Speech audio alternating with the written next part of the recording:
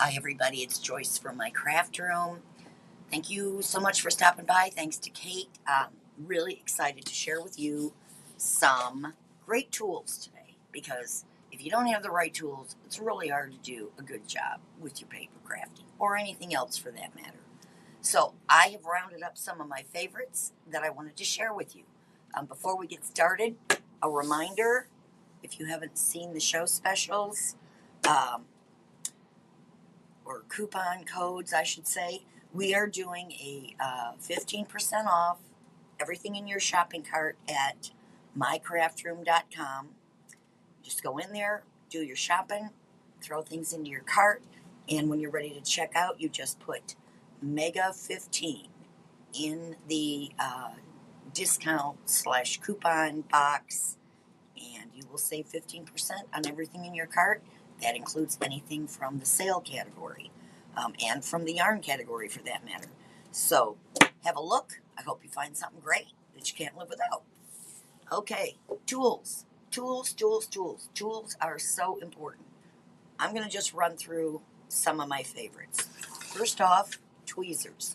I kind of have to concentrate on using them rather than my fingers because my fingers just get in the way. This pair is the Honeybee Reverse Tweezer. They sell for $6.99. You just push to open and release to close. A lot of people find these much easier to work with. It's got a super fine little tip on it and they work great. Next up, Altenews Micro Fine Tweezers. Again, super fine tip. And these work like normal scissors where you pinch them to open them and then release to close.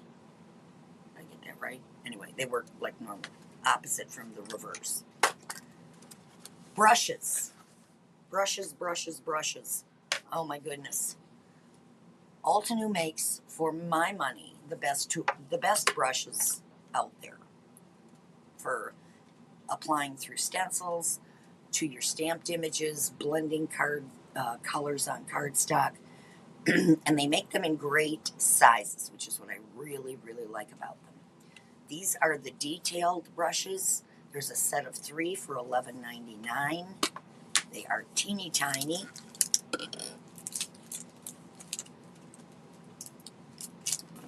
So you get a better look. But they are all bristled. There's no foam here. This is all a bristle tip. And they work great, especially with stencils, because they allow you to get into little tiny places. I also use them with my gilding polishes when I want to put color down in just specific areas on an embossed piece of cardstock. Next up, another great set. These are the mini blending brushes. Set of 4, $25.99. Obviously significantly bigger than the detailed, but still a really nice size. And again, bristles, not foam. Last but not least are the small blending tools. And these are about the size of a finger dauber. Again, a set of 4. And really nice bristles. You know, you don't need a different brush for every color of ink you have or paint or whatever you're using. If you kind of stick with the primary colors, red, yellow, blue, maybe a green, maybe a neutral, that's really about all you need. And then I just scribble them on a piece of cardstock to clean them off when I'm done. Okay. Speaking of stencils, Pixie Spray. I cannot live without. I love this. It is a temporary spray, light tack adhesive. You spray it on the back of your stencil. You give it a second to just dry a bit, and then lay it right over your cardstock, and it will hold the stencil, all of it, to the cardstock. Not like when you're taping. When you're taping, you're only holding the edges down. A lot of the stencils today are really detailed and have little pieces that don't connect at both ends. So if you you know, you're putting color down and you push too hard against those little pieces, you're going to bend it. With this, those little pieces stick right down onto your cardstock and stay put, so you're not ruining your stencils. I love this. $10.99. Masking. Every now and then we all have to do a bit of masking, where you cut out a piece of some sort of paper the same shape as the one you just stamped or whatever. Gina K's Masking Magic works great. But I also have these. These are liquid masking fluid. I have a 2mm and a 4mm tip, and you can use them just like a marker to just color in where you don't want your ink to go down on top of it. You want to give it a minute to dry before you start, you know, rubbing any color over it. But these work really great, especially for little tiny spaces. Okay, another thing is erasers. The right eraser for the right job. My all-time favorite are the Tombow sand erasers. You know, they're not going to erase a whole stamped image. They're not going to get rid of a giant blob of color on cardstock. What they do is they have a grit to them that lightly sands the surface of your cardstock. Now, you don't want to use them on any of your cardstock that has a special finish, a metallic finish, foil finish. You'll ruin the cardstock. But for any kind of just regular, normal, plain cardstock, these work really well to get off little whoopsies that we all make. Along the same line is the Creative Detailer from Couture Creations. Comes with tons of replacement nibs. It's electric, and it does essentially the same thing, but it also works great on getting rid of overfoiling. So keep that in mind. This one is $11.99, and these nibs last a long time, so you won't be replacing those anytime soon. Adhesive eraser. This has been around forever from Xyron, but there are times when you just need to get rid of too much glue, tape, whatever you put down that needs to come off. And Altenew came out with these conditioning erasers. Now, what these are for is a new clear stamp. You know, when you get them, they kind of have a film on them from the manufacturer, and they don't stamp that great right off the bat. Go over them with one of these erasers, and we'll take that film right off. Okay, what else have I got here? Bead trays. Now, bead trays aren't just for beads. They're for all kinds of little embellishments. Sequins, little jewels, little gems. They work great. This is a package of 3 from Beadalon, $3.99. So much easier to corral your little tiny embellishments with the sharp edge of this bead tray than it is by trying to scoop them into your hand. All right, one of my all-time favorites. If you do any foiling, now this you can use for paper too, but especially for foiling, this is Spellbinder's Quick Trimmer. It's got a cutting base, a guide that you lay on top, and then 2 cutting blades, one for foil, one for paper. And I'm going to show you how it works. But before I do, I would remiss if I didn't mention that there are replacement blades available that you can purchase. This sells for $16.99. The replacement blades are $3.99. And I'm just going to show you real quick. So, here's the platform. And it's got measurements all over it. I'm going to lay my foil down and figure out where I want to cut. Let's just say we're going to cut a piece 3 inches. I lay this guide on top.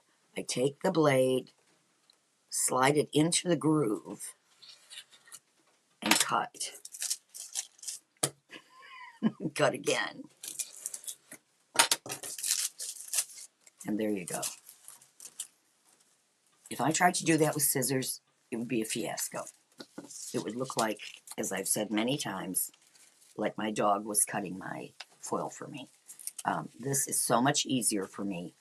I honestly never use it for paper, but for foil, I don't think you can beat it. All right. Next, something relatively new. This is the scoring board from Altenew. Now, if you've been making cards for any length of time, you probably have a score buddy or a score pal. This has two things that make it better. One, it has a little drawer to hold your stylus or your bone folder, whatever. It comes with this nice stylus. I'll put my hand back here so you can kind of see. It's got a really fine tip. I'm really doing a great job showing you. Can you see that little metal tip? The other thing that's different about this is that it is 8.5 inches long, which means you can take a piece of full-size sheet of 8.5 by 11 cardstock. You put your stylus. If for some reason you've never used one, you find the 5.5 mark here, and you're just going to gently score with the stylus.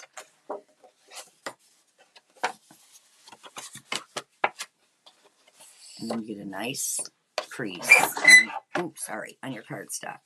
And you're just going to use the side to kind of smooth it out. Then you take this to your, whoa, I got awfully bright light all of a sudden. You got, put that back. Take this to your paper cutter, find 4 1/4, cut it in half, and you've got 2 cards cut and scored in the time it normally takes you to do one. There are as many as, well, these measurements go down to 1/8 of an inch, so you got lots of opportunity to do all the increments you need. And of course, if you wanted to, you can also use a scoring tool to do your own dry embossing. Now, I would normally wet this first, so I'm not going to show you how great it isn't. But, you know, you can do that. I don't know if you can't see it. Anyway, you can, put a pattern on your cardstock with your scoring tool. This is a dandy thing. It sells for $23.99. I love the drawer because I'm always losing my stylus. Now I know right where it is at all times. I love the size of it. That's the main thing.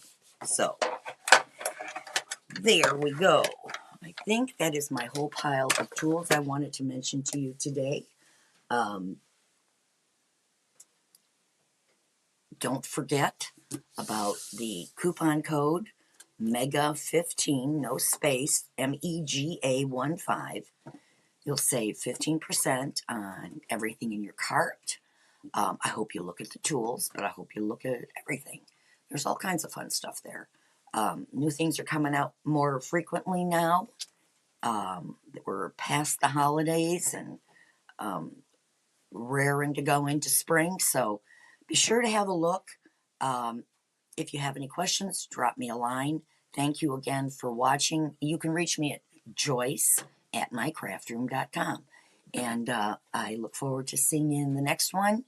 Have a great day. Bye.